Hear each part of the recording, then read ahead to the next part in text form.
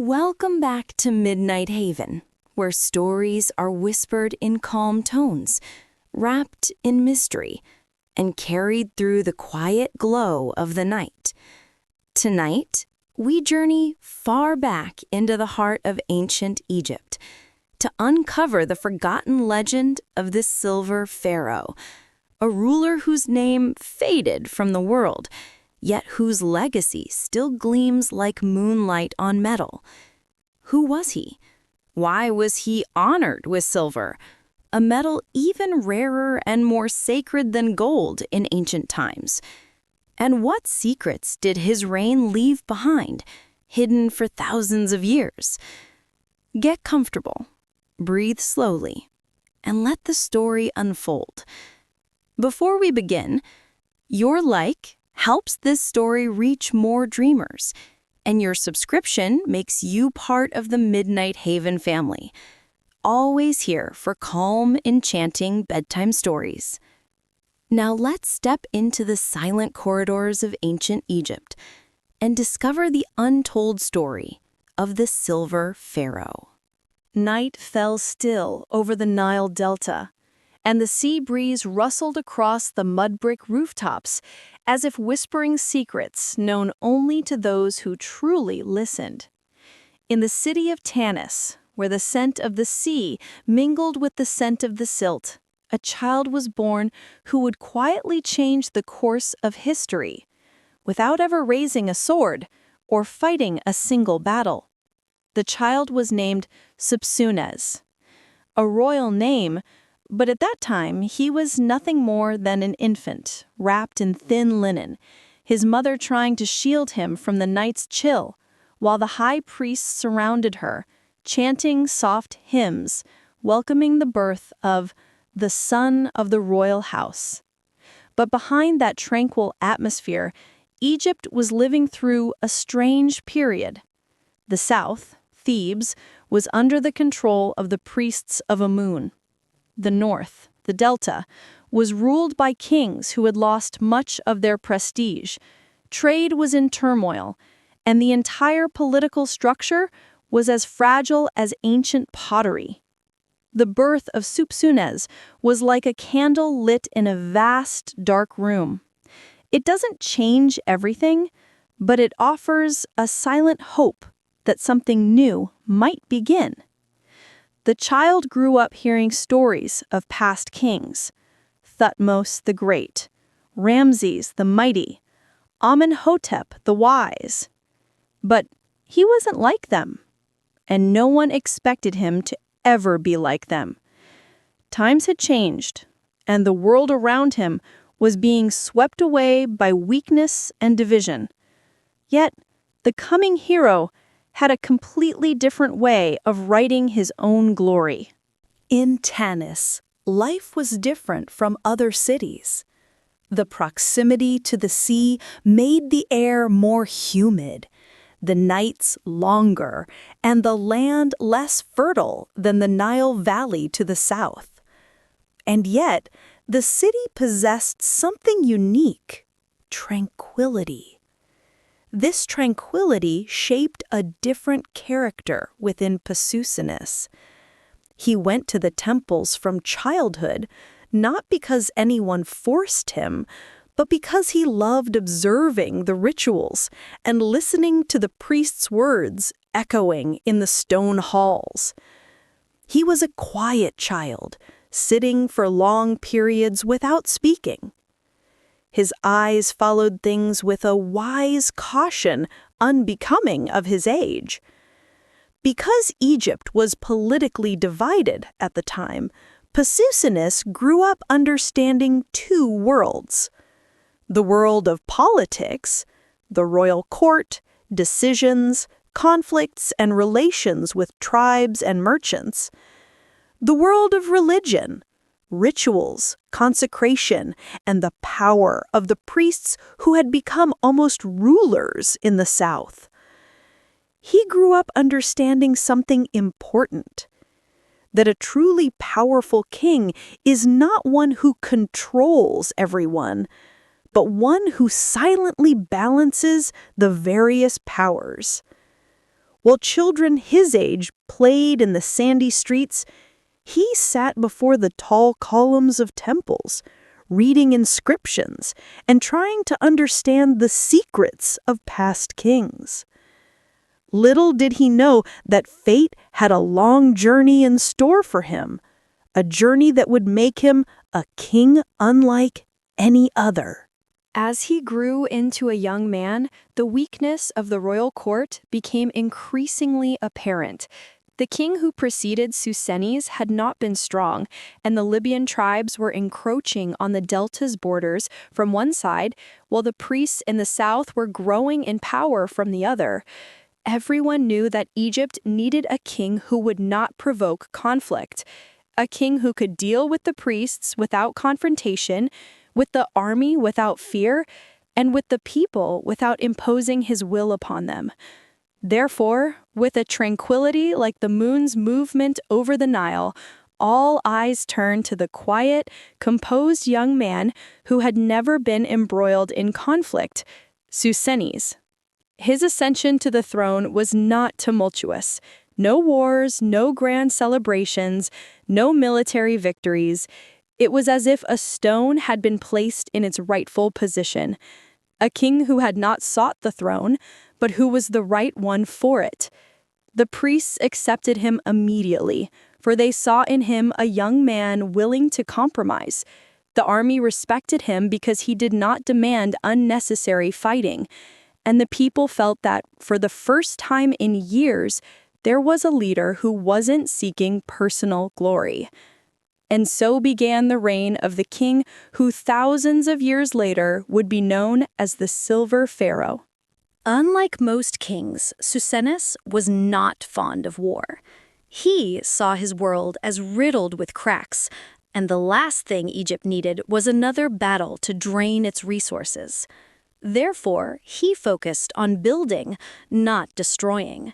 His most important achievements included rebuilding the temples in the delta after years of neglect, strengthening maritime trade with the cities of the Phoenician coast, organizing irrigation networks to ensure the stability of agriculture, reviving the role of the capital, Tanis, so that it rivaled Thebes.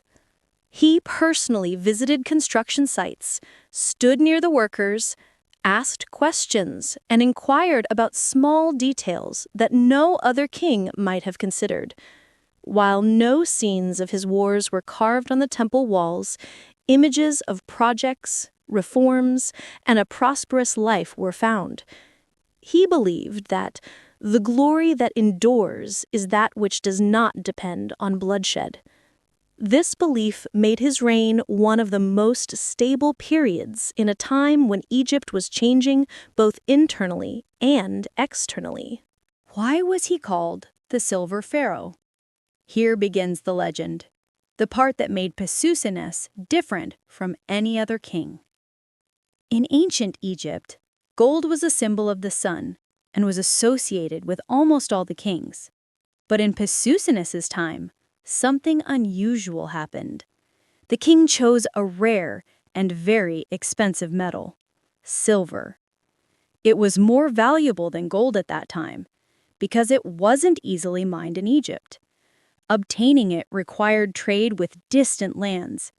And yet, what was made for the king was a massive sarcophagus made entirely of pure silver, a silver burial mask adorned with gold, crowns, bracelets, and priestly masks made of rare white metals. No other Egyptian king had ever been buried in a solid silver sarcophagus. This is what led historians, thousands of years later, to call him the name by which he is known today, the Silver Pharaoh. His choice of silver was also symbolic. Silver is the moon of the night, in contrast to gold, which is the sun of the day. Susenes was indeed a king like the moon. Calm, silent, shining softly, but his presence was unforgettable. Although Thebes was the spiritual center of Egypt, Susenes chose to make Tanis a true capital in the north. He rebuilt monumental temples, erected obelisks transported from elsewhere, and encouraged priests to reside there. Over time, the city became almost a second Thebes, but it remained largely unnoticed by historians. With changing environments, storms, sandstorms, and the disappearance of ancient canals, the city gradually faded away. Gradually, it was swallowed by sand until it became like a forgotten city, inhabited by wind instead of people. And with the city forgotten, so too was its king. But fate had a surprise in store. As he grew older, Susenes became more spiritual.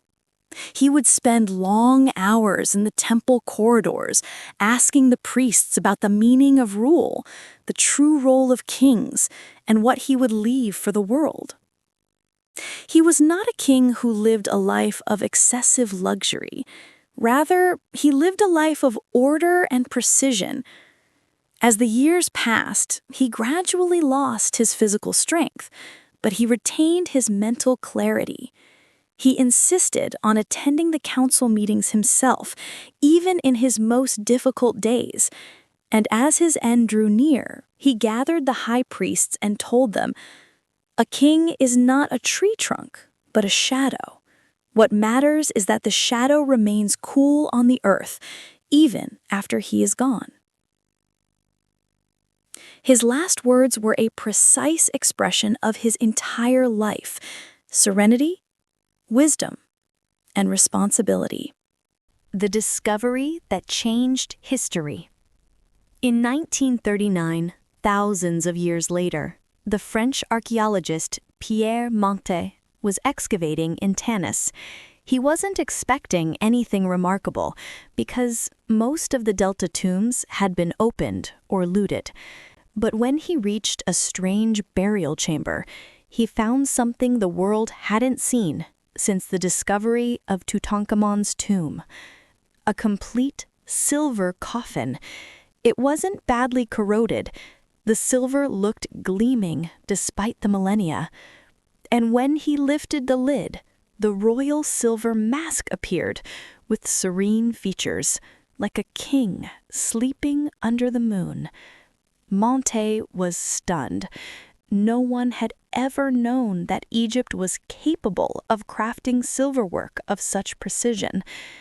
And in an instant, the name of Pususens was thrust back into history.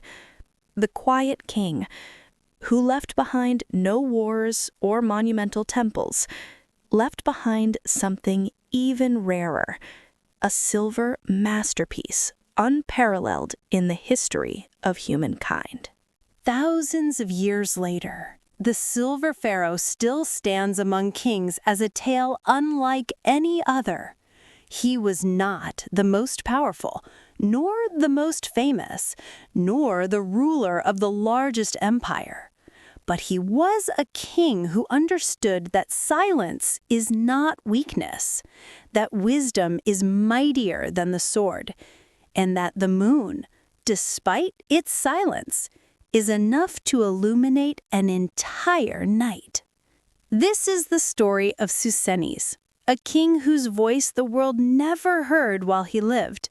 But his silver tomb made him speak after thousands of years, with a voice that shines like silver itself. Thank you for drifting with us into the silent echoes of ancient Egypt and uncovering the forgotten legacy of the Silver Pharaoh. If this story carried you into the calm of the night or awakened your curiosity for history, don't leave without supporting The Haven. Leave a like to help the story reach more listeners.